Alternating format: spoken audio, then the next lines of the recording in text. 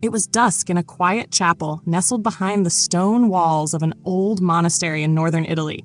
I remember the candlelight flickering across the face of an elderly woman, fingers gently moving over a weathered rosary, whispering prayers with a steady rhythm that seemed to hold the room together. I sat in the back pew, watching her, and I thought, what is she holding on to so tightly? Maybe you've asked that too. Why do Catholics pray the Rosary? Is it just beads? Just repetition?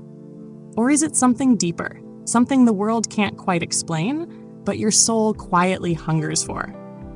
The truth is, the Rosary is not about empty words.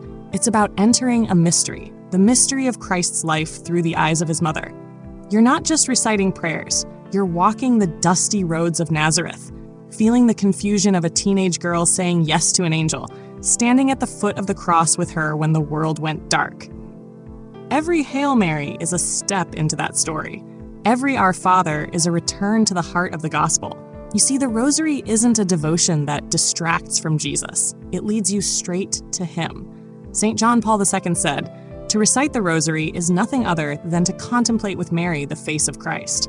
And Mary, who carried him in her womb and followed him to Calvary, teaches you not just who Jesus is, but how to love him. I remember praying the sorrowful mysteries after losing someone I loved, gripping the beads with tears I didn't understand, and realizing I wasn't alone. She was there. He was there. And slowly the pain turned into peace. That's what the Rosary does. It brings peace into chaos. It silences the noise.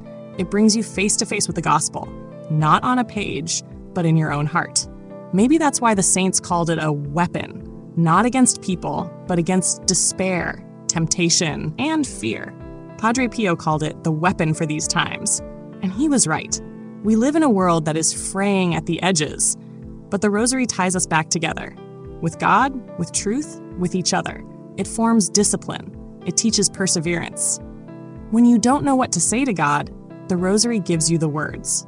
When you're overwhelmed, it gives you a rhythm. When you're numb, it opens your heart again. Think of it like spiritual oxygen. The prayers themselves, yes, they come from Scripture. The Our Father, straight from Jesus in Matthew 6. The Hail Mary drawn from Gabriel's greeting in Luke and Elizabeth's words at the visitation. And every decade is a gospel meditation. The Annunciation, the Crucifixion, the Resurrection. It's Scripture in motion. Some people say, why not just read the Bible? But the Rosary is the Bible, held in your hands, prayed with your breath, imprinted on your soul. It's contemplation that leads to transformation. I've seen addicts find freedom through the Rosary. I've seen families restored. I've seen dying people clutch it like a lifeline, whispering Holy Mary, Mother of God with their final breaths.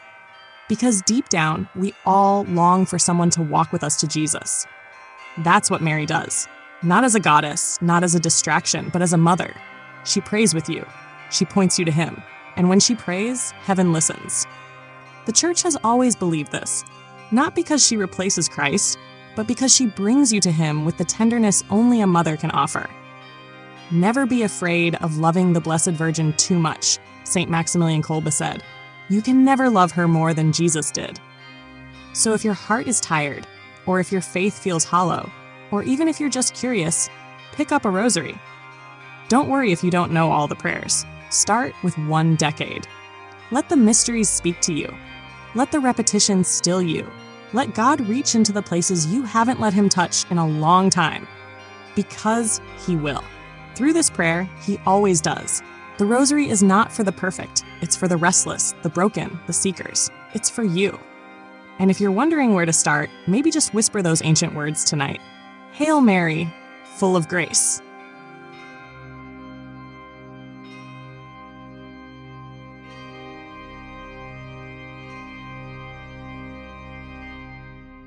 If this stirred something in you, don't let it fade. Subscribe, leave a comment, share this with someone who's searching. And tonight, before bed, light a candle, hold those beads, and pray. Let Mary walk you to Jesus.